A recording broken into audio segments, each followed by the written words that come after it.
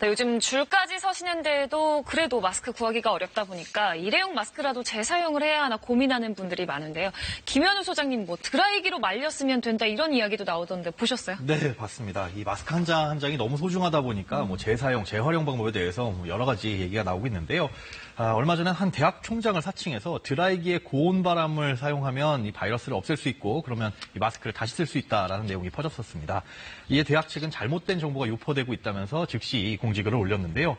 비슷한 방법으로 전자레인지에 넣어서 돌리게 되면 바이러스를 없앨 수 있다는 얘기도 있는데 이 드라이기나 전자레인지 모두 안 됩니다. 일단 바이러스가 고온에서 사라지냐를 생각해 봐야 되는데요. 현재까지 코로나19는 이 사스와 가장 유사한 것으로 보고 있습니다. 사스는 고온다습한 환경에서 활동성이 떨어진다는 연구 결과는 있긴 한데요. 다만 코로나19는 신생 바이러스거든요. 이게 고온에 취약하다라는 게 제대로 증명된 사실이 없습니다. 그래서 드라이기에 말리거나 전자레인지에 넣어서 돌린다고 해도 이 바이러스가 사라진다는 보장도 없고요. 설사 바이러스를 없앴다고 하더라도 새롭게 오는 바이러스를 앞으로 막을 수는 없습니다. 왜냐하면 마스크 안에는 바이러스를 걸러주는 이 부직포로 구성된 필터가 있는데 이걸 드라이기나 전자레인지를 활용해서 말리게 되면 이 필터가 손상될 수 있습니다. 그렇겠네요.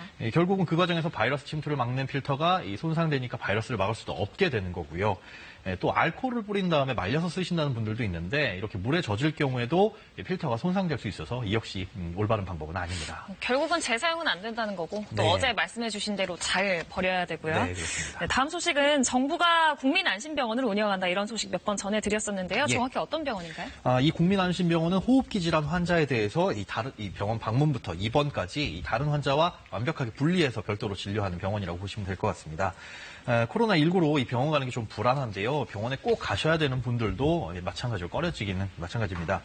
호흡기 환자들의 경우에는 또 일부 병원에서 진료를 회피할 수 있어서 정상적인 진료를 받기 어려울 수 있다는 문제들도 있는데요. 그래서 코로나19가 아닌 일반 호흡기 환자도 비호흡기 환자와 완벽하게 분리해서 진료를 따로 보는 겁니다. 이번 진료도 호흡기 증상이 없는 환자와 동선을 분리해서 아예 이 호흡기 환자 전용 병동으로 운영을 하게 됩니다. 코로나19 대응 지침에 따라서 이 코로나 진단검사 대상 환자는 일단 입원실과 중환자실에 입원하기 전에 이 진단검사를 받아야 되고 결과가 음성으로 나와야만 입원을 할 수가 있습니다. 현재 국민안심병원은 1차로 40곳이 지정되고 있는데요. 국민안심병원에는 별도의 건강보험 수가가 적용이 되고요. 이 감염 예방 관리료는 호흡기 전용 외래와 입원 그리고 선별진료소에서 진료했을 경우 2만 원이 나오게 됩니다. 선정된 국민안심병원의 명단은 현재 보건복지부와 병원협회 그리고 건강보험 심사평가원 홈페이지를 통해서 안내받을 수 있습니다. 네, 저희도 시작하기 전에 마스크 몇 개 안 남아서 걱정이다 이런 얘기 했는데 예. 하루빨리 이 수급이 해결됐으면 좋겠습니다. 네. 고맙습니다. 네, 고맙습니다.